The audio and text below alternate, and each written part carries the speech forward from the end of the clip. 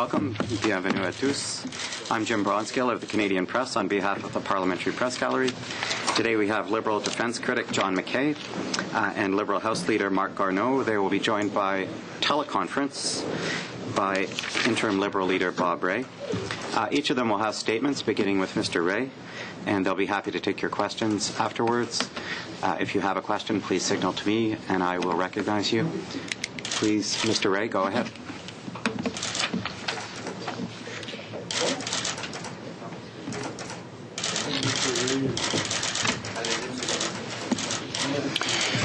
Well, I will do my best imitation of my leader, Bob Rae.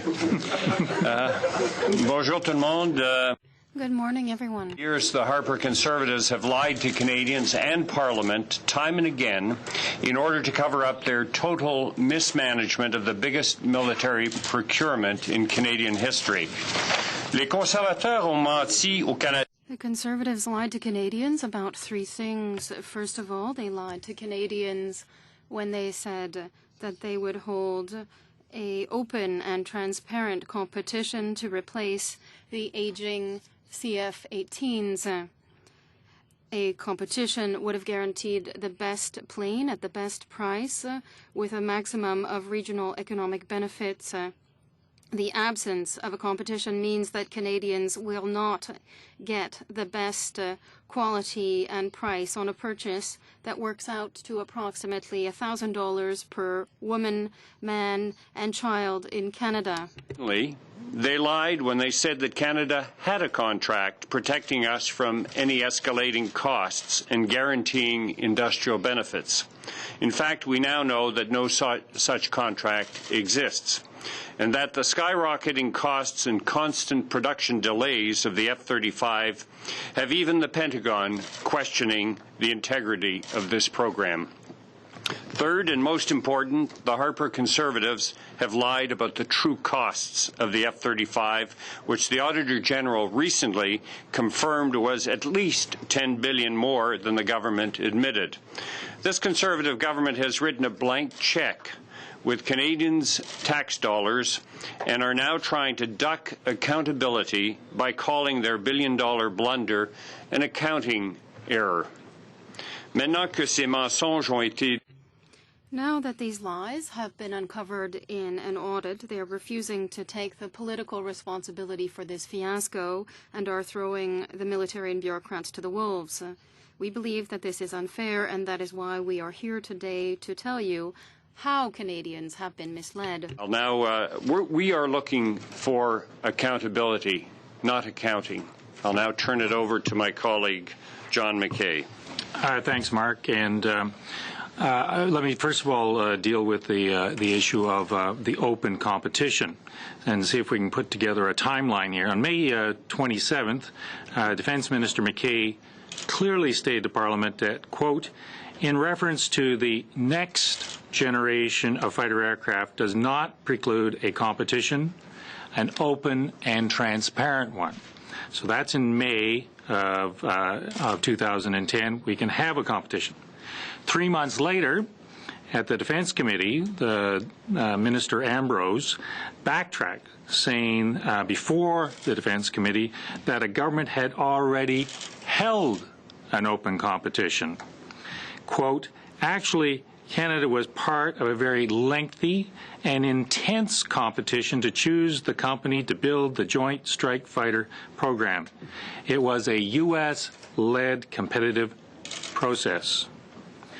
But we know that Canada did not hold a competition. According to Alan William, the former head of procurement at National Defence, Ministers McKay and Ambrose were referring to something else entirely. Quote, this competition had absolutely nothing to do with the need for a competition to determine which jet aircraft in the marketplace could meet today's Canadian military requirements at the lowest life cycle cost. Equating one competition with the other insults our intelligence, end of quote. In other words, no competition, no accountability. My colleagues Wilford and LeBlanc back in 2010 were saying, well, why not? an open competition, and obviously the government didn't have its story straight even back then. If we could have the next slide, please. Bref, il n'y a eu d'ouvert. In short, there was nothing open and transparent about the way in which the Conservatives under Harper managed this important military procurement process. Last week, the Auditor General concluded that Mr. Harper and the ministers involved went ahead with a sole supplier for a multi-billion-dollar contract in order to procure stealth fighter jets without the necessary approvals and justifications. They did not do their job, period. While Canada has a ready-to-use model for large-scale competitions, as successfully used under the Liberals in the 1980s, for example, to purchase the CF-18s, or even in the case of recent naval construction contracts. There's absolutely no valid reason not to use that model in this particular case. As we know, the fighter jets chosen by the Harper Conservatives are not without significant technical challenges.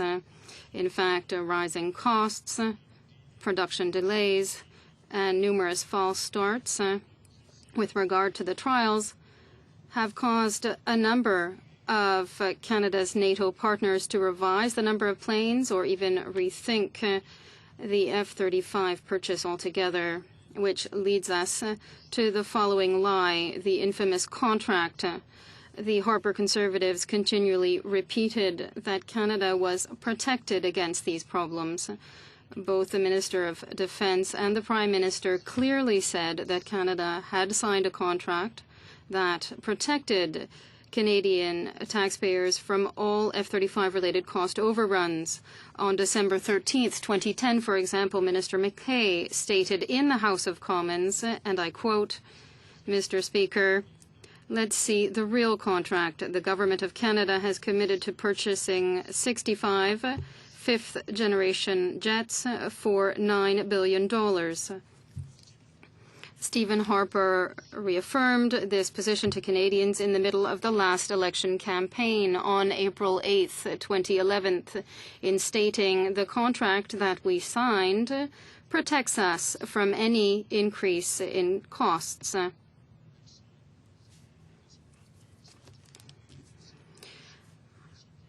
The message from Harper and his cabinet was unambiguous. They told us that there was a contract signed by this government which would protect Canadians from all cost overruns for the F-35s. And then in mid-March, in light of a bothersome report by the Auditor General, Stephen Harper and his ministers did an about-face, saying that Canada was this time protected against cost overruns because it had not signed a contract. On March 14th, 2012, the Prime Minister stated in response to a question asked by the Liberal leader Bob Rae in the House, and I quote, "The government has not yet signed a contract. It is no secret." On April 4th, he reaffirmed this new position by stating, and I quote, "Mr. Speaker, once again, the government has spent no funds to purchase this plane and has not yet signed a contract." Once again, no contract. Based on the change in tone by the Conservative government, it is clear that it lied to Canadians about the contract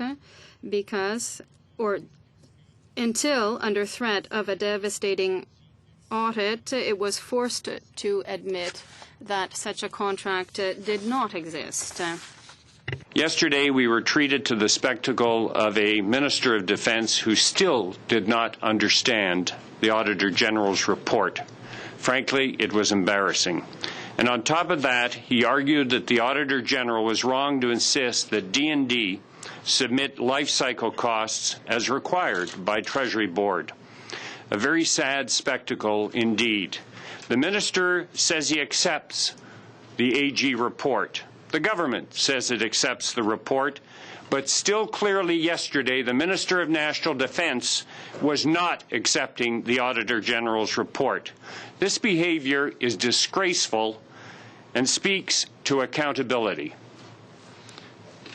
For some purposes, we seem to have a competition, and for other purposes, we don't seem to have a competition. For some purposes, we seem to have a contract, and for other purposes, we don't seem to have a contract. And then it gets confusing. And the big confusion has to do with the costs. Now, the government has continually misled Canadians about the cost of the F-35s. They've stated over and over and over again that the price tag for 65 stealth fighters will be $9 billion. And as late as last week, Minister Fantina was staying with that figure. Minister McKay outlined the government's plan and its costs in a breakdown on December 13th, 2010. Quote, what the Canadian government has committed is a $9 billion contract for the acquisition of 65 fifth-generation aircraft. This includes not just the aircraft, but also includes the onboard system, supporting infrastructure, initial spares, training simulators, and contingency funds. And then you need to switch to Exhibit 2.6 of the Auditor General's report. And at this point, there's a relative agreement about the acquisition cost of $9 billion, or that number seems to have stayed firm. No one actually believes that you're still going to get 65 airplanes for $9 billion, but for the purpose, for our purposes, we're going to stay with that fiction. But I think you need to bracket that fiction with a bit of realism and recognize that 9 may become 10 or may become 11 as the costs and complexity of this aircraft roll out. Then the next number is the contract sustainment number. Again, not a great deal of disagreement on the contract sustainment number, but if in fact the $9 billion number is a bit of a fiction, is likely to slide upwards, so also is this number likely to slide upwards. Then you get to the $10 billion misstatement, shall we say, on the part of the minister, who still didn't have his lines right yesterday. It is in his own department's numbers, namely the contingency, operating costs, and national defense personnel. That takes you up to the $25 billion number that the Auditor General was saying. And the Auditor General was saying that based upon the D&D's numbers of a 20-year amortization. And of course, there's a live discussion in the PBO and in the Auditor General and among anybody who looks at these sorts of things that the 20-year amortization is in fact a bit of a fiction. That in fact you should be using something in the order of a 30-year amortization or a 36-year amortization to start to reveal the actual cost of this plane. And that's how the Kevin Page, the PBO, actually arrives at his figure, which is close to $30 billion. And on March 10, 2011, he said the total ownership cost expressed in 2009 dollars for the purchase of 65 is estimated at approximately $29 billion, or $450 per plane. This is a far cry from, of course, the number that was put forward by Minister McKay. But that brings you from the AG's report of 25 up to almost 30. Now, if you actually move to the 36-year cycle and deal with the new weapon systems that will inevitably happen and the replacement aircraft that will inevitably happen, which some estimate to be 14 aircraft, you're actually well north of 30 and possibly as high up as $40 billion.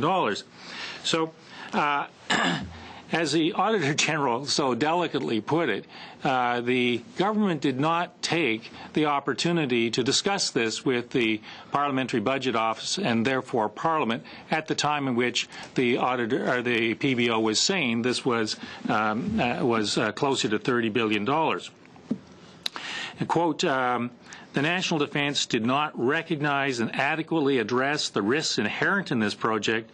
It did not cost the project adequately, omitting some important cost elements.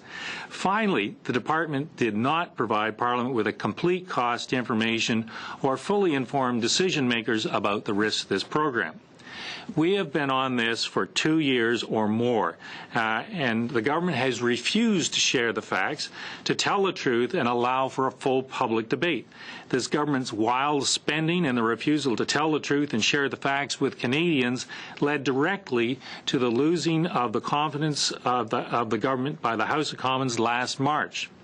Since then, their behavior has been emboldened by the fact that they now have a majority government. We were asking questions. Why weren't the cabinet ministers asking questions? Why wasn't Minister McKay asking questions? Why wasn't Minister Ambrose asking questions?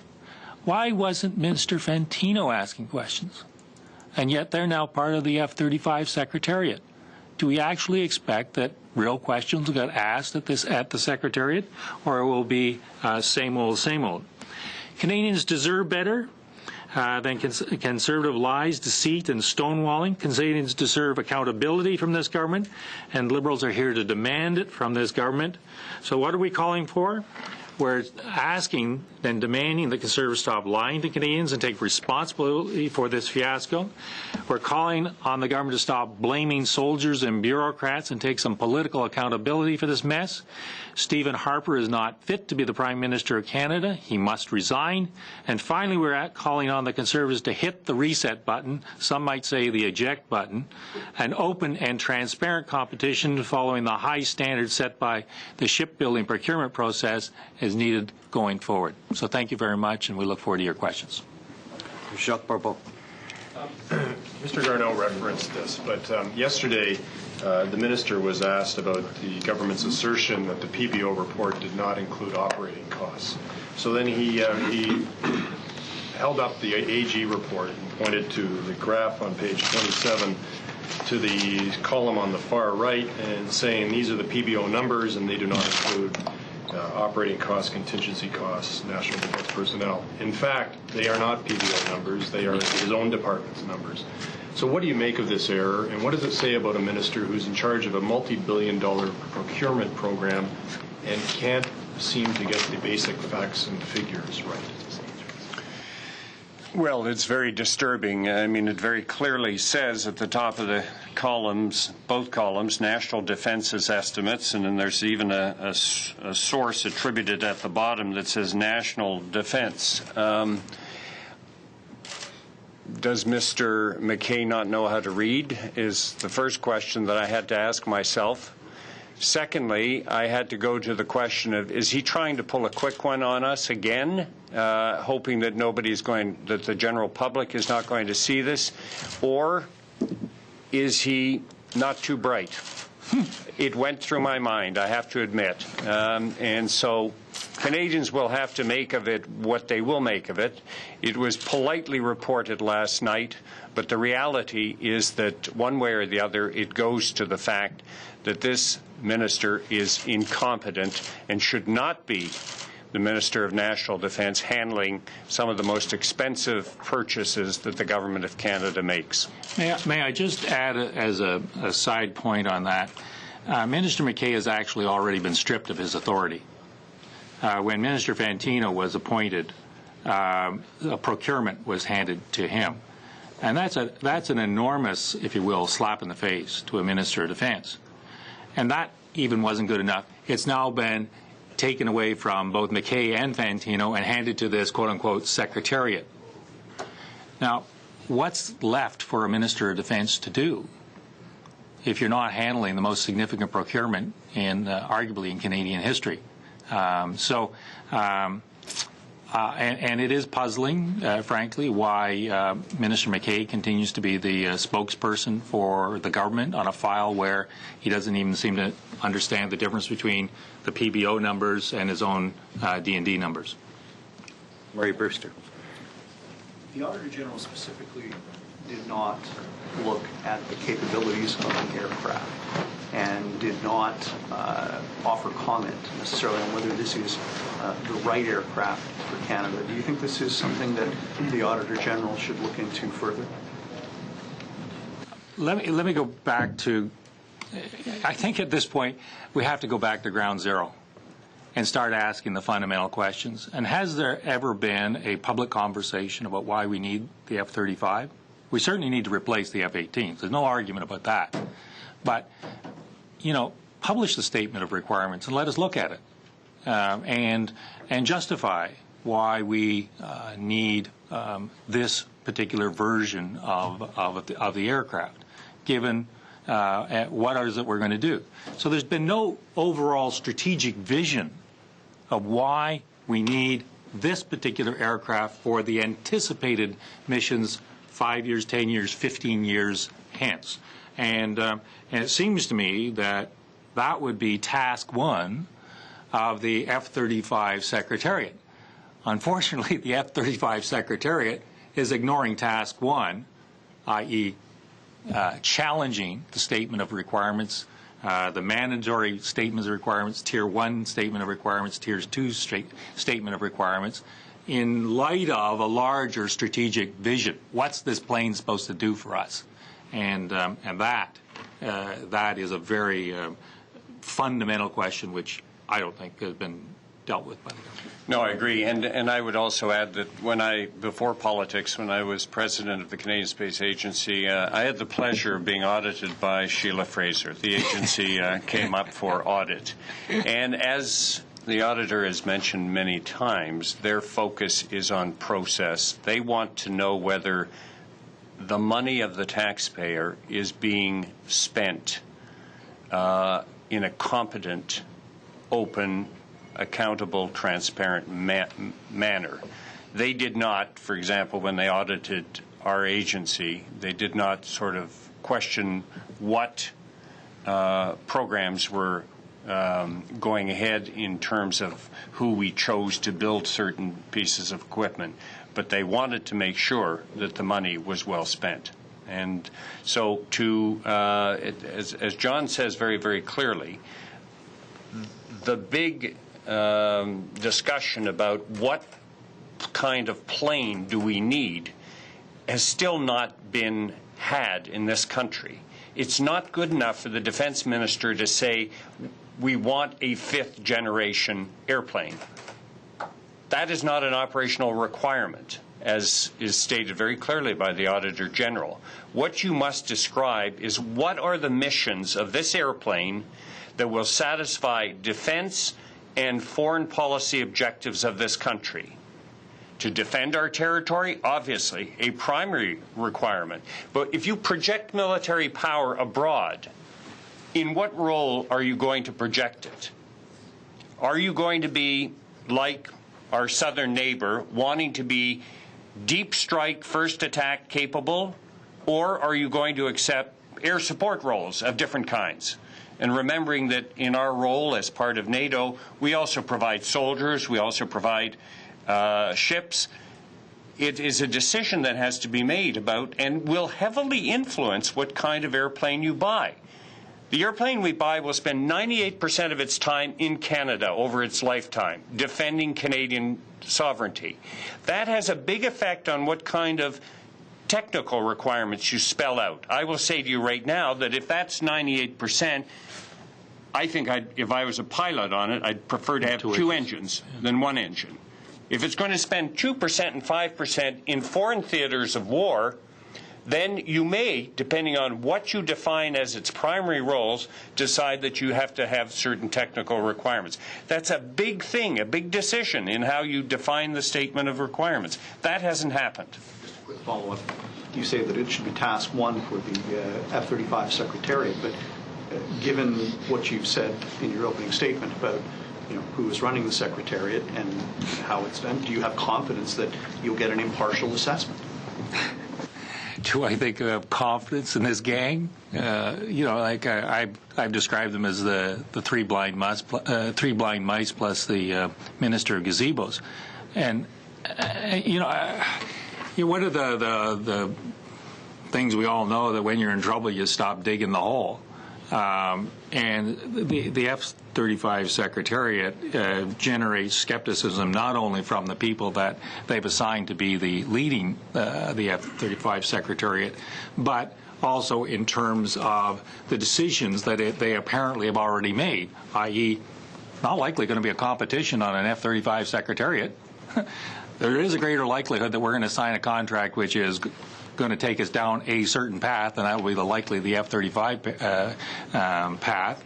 And the costs will continue to be an unfolding mystery, and leave the PBO and the Auditor General with work into the future.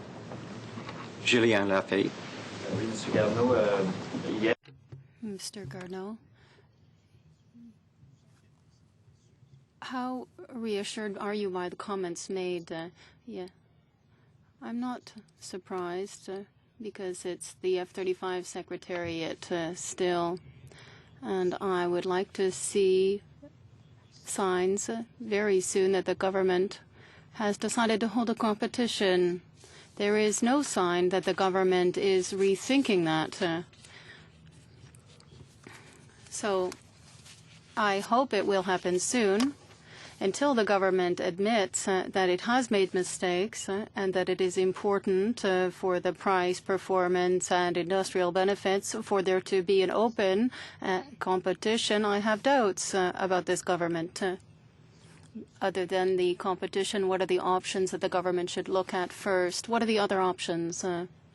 You're talking about planes, or a reduced number of F-35s.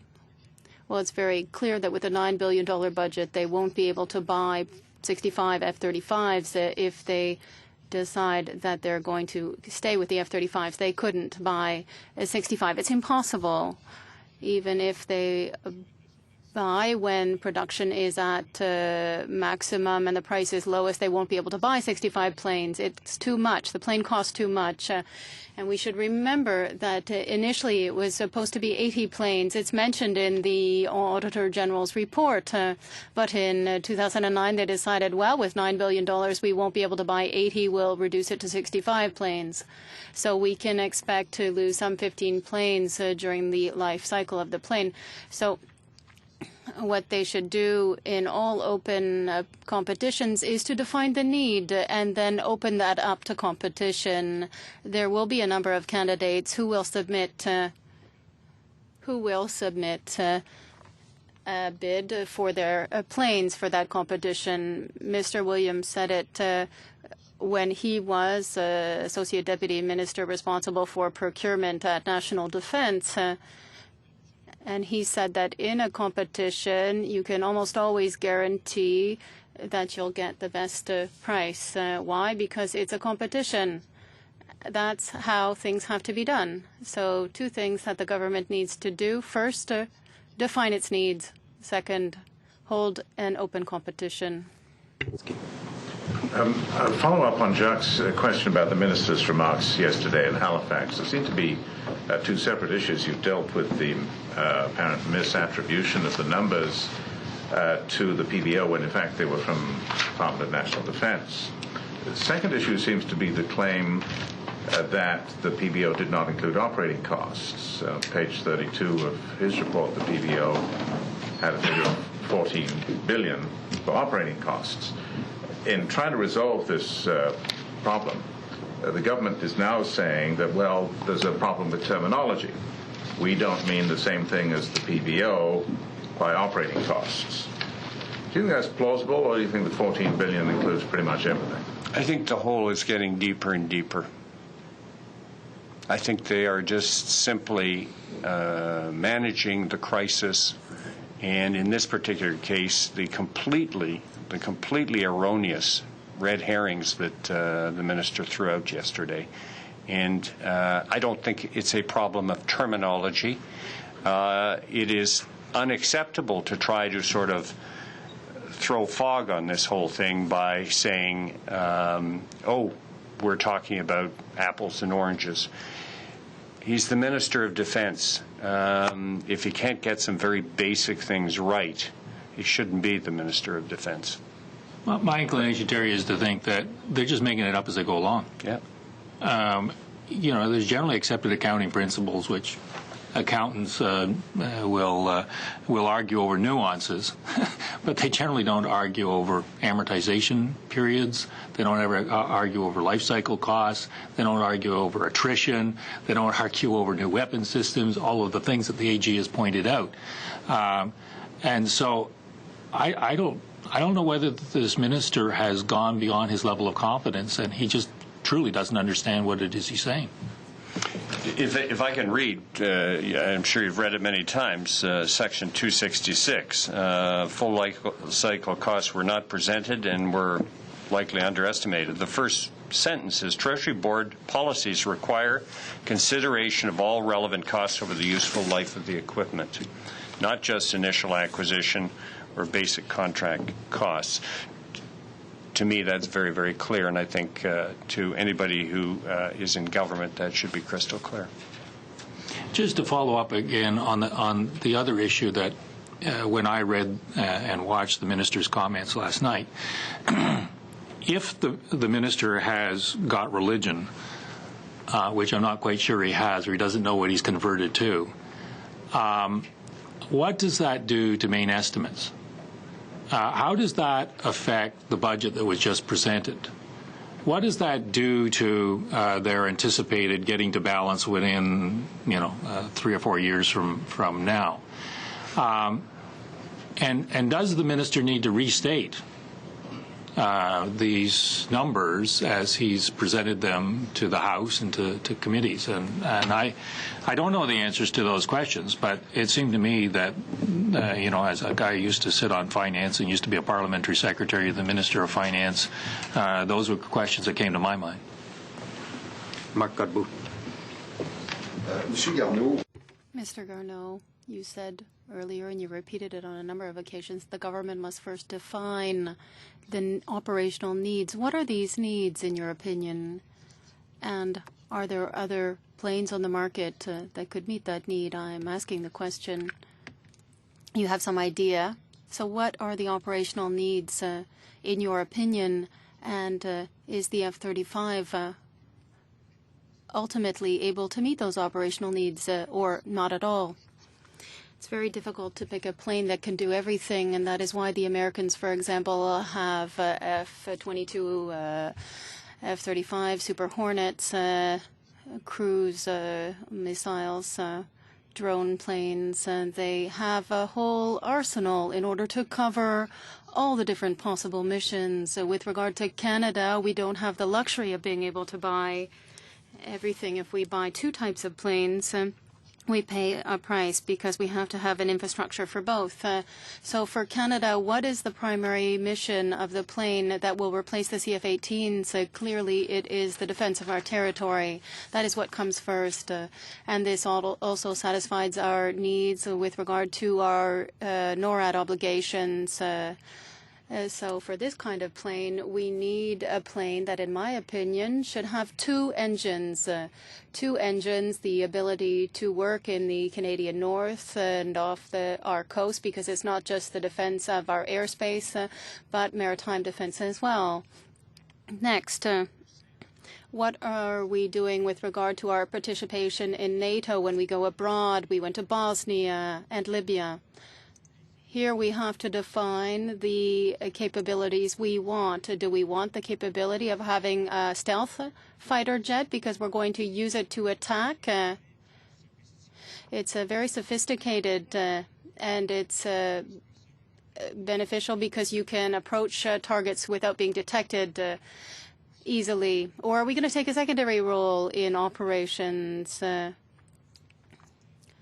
where we can support other multinational forces in terms of our air capabilities? This does not exclude the possibility of having an attack fighter jet or a strike fighter jet against a country that doesn't have certain capabilities.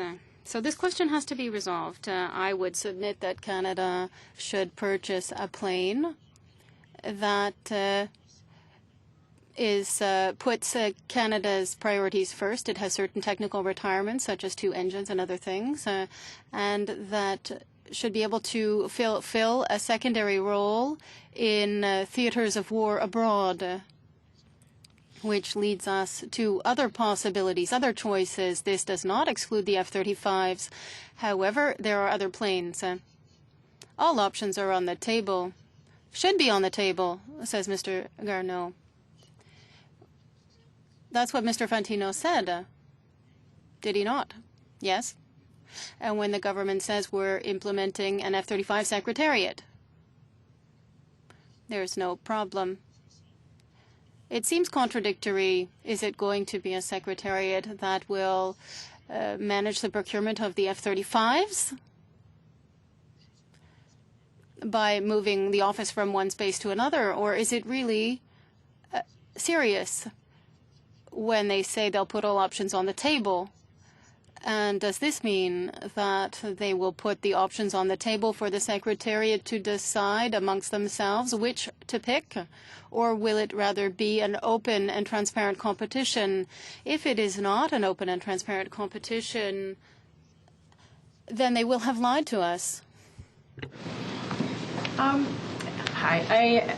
I'm just thinking about over the last 6 years, there's been a number of cases where there have been discrepancies in information. Putting it politely, the G8, the Border Infrastructure Fund, the Afghan detainee documents, the cost of the crime bill. I think you have problems getting written questions on the order paper answered properly. Is there, you think, perhaps also an issue of secrecy or the way that information is disseminated, a problem there? Setting aside the accountability issue, but just how government information is communicated to you as opposition or to the public in general? What information is communicated to us? I think it would be my response. It is exceedingly difficult to get information, let alone truthful information, out of these people. Your crime bill is a classic example of who knows what.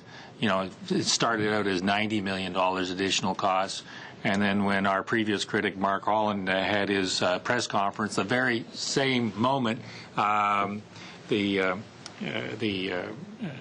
minister decided to have his own press conference, and there was up to $2 billion.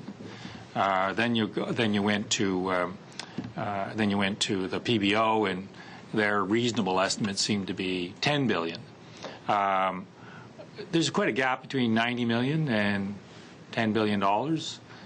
There's quite a gap between 14 and 30 and 30 maybe 40. And these are, and this goes to the core point of what is responsible government. You know, as we say, we want it's accounting versus accountability. There is no accountability in this government. We have the utmost difficulty holding this government to any level of accountability, and those who question anything get ridiculed. Get their patriotism called into question, and so you get to the point of such skepticism, dare I say cynicism, that you start to think that, well, any number that this government puts forward is highly suspect and leaves so much information out that you only realize 6 months later what in fact it actually meant. I think we've gone from the point of the starting point was the accountability legislation, Bill 1, as I used to describe it, to 6 years later to being the least accountable, least transparent government in history, because Mr. Harper prefers to control everything. Knowledge is power.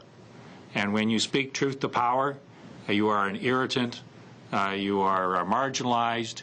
You have examples of, look at all of the voices that marginalized in the last budget. Kairos, Mennonite Central Committee, Development and Peace, Rights and Democracy. You know, the list goes on and on and on.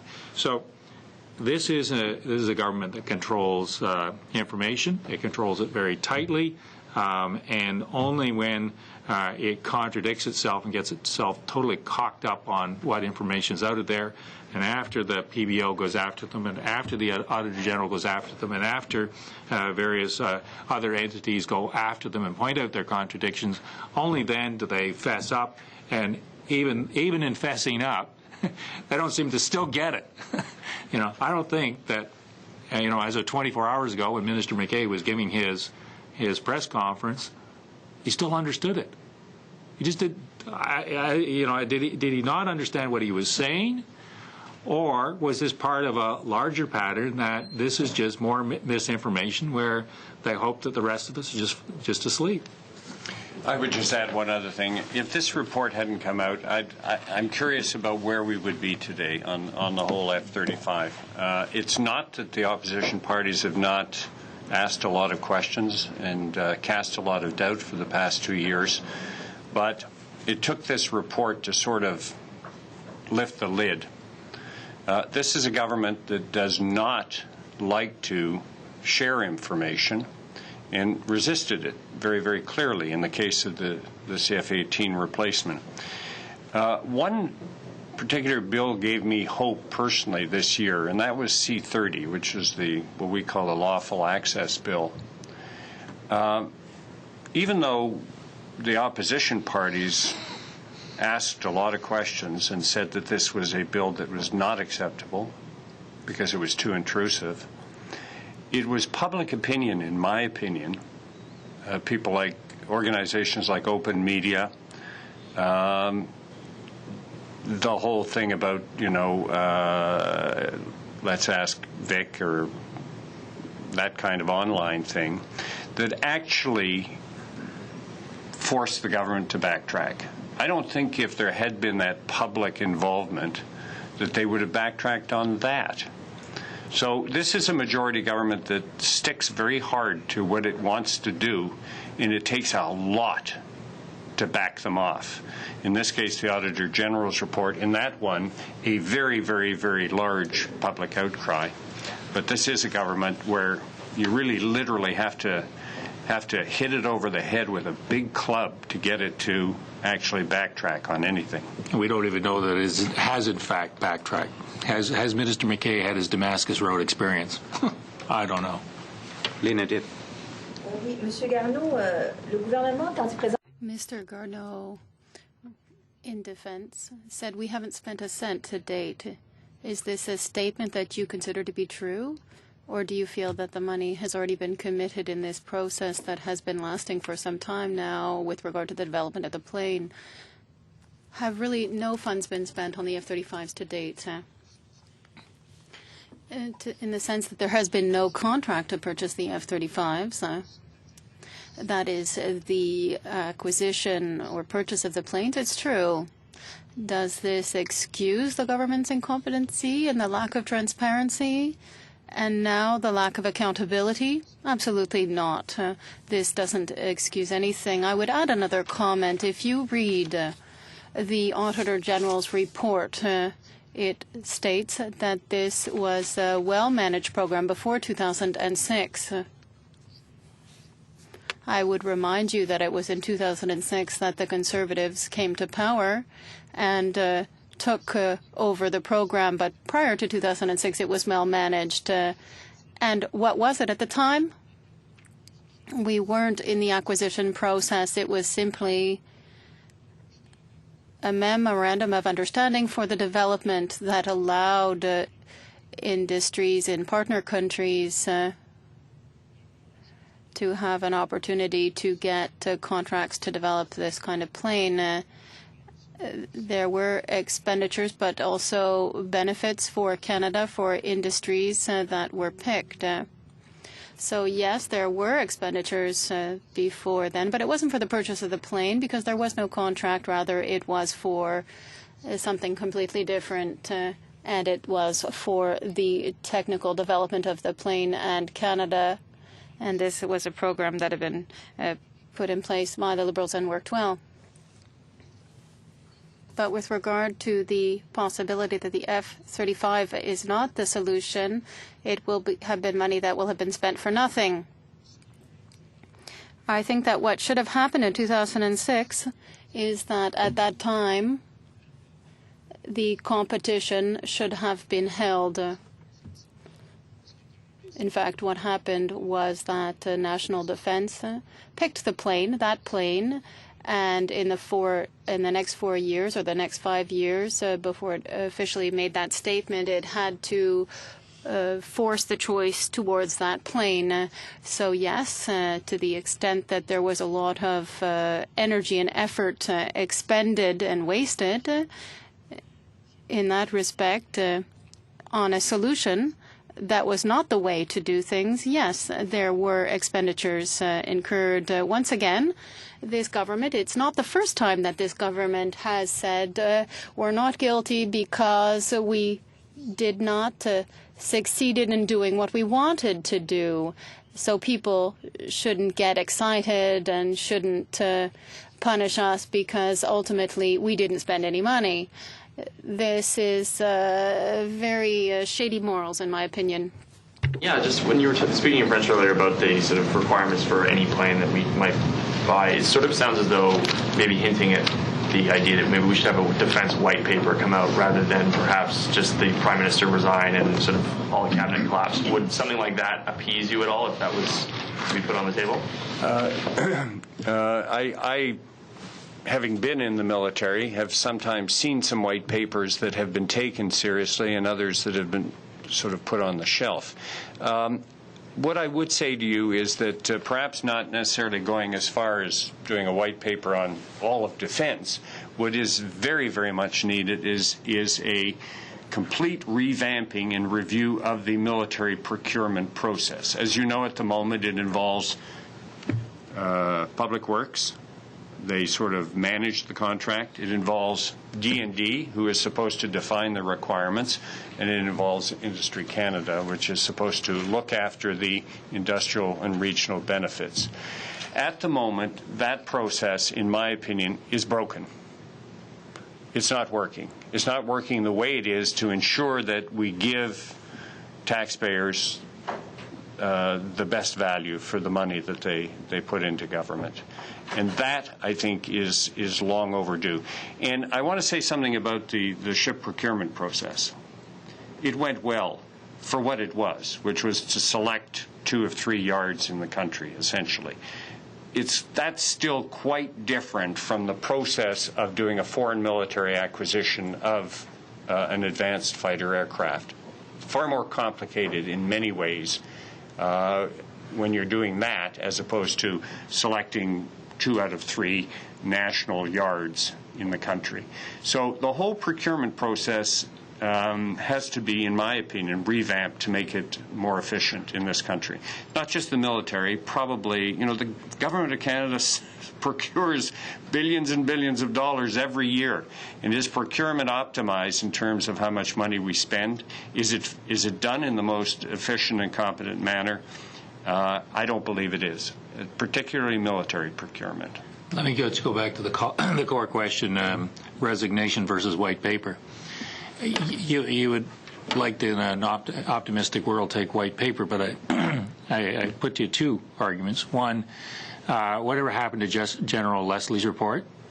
Has there been ever a government response, formal or informal, to General Leslie's report? Point 1. Point 2, Professor Bland at Queen's University recently released a report on the reports. And the core point he was making was that all of these reports that have been done over the years seem to have a way of gathering dust on somebody's shelf. So, frankly, it would be nice. It would be unusual, maybe even surprising, if the government, at the very minimum, came forward with, this is why we need a replacement plane, this is what we expect it to do, and have it positioned in an overall strategic goal of our role in the world and our role in terms of defending ourselves. Thus far, nothing. The word strategic will never pass from the lips of this government. Et la dernière question, Marc Garneau.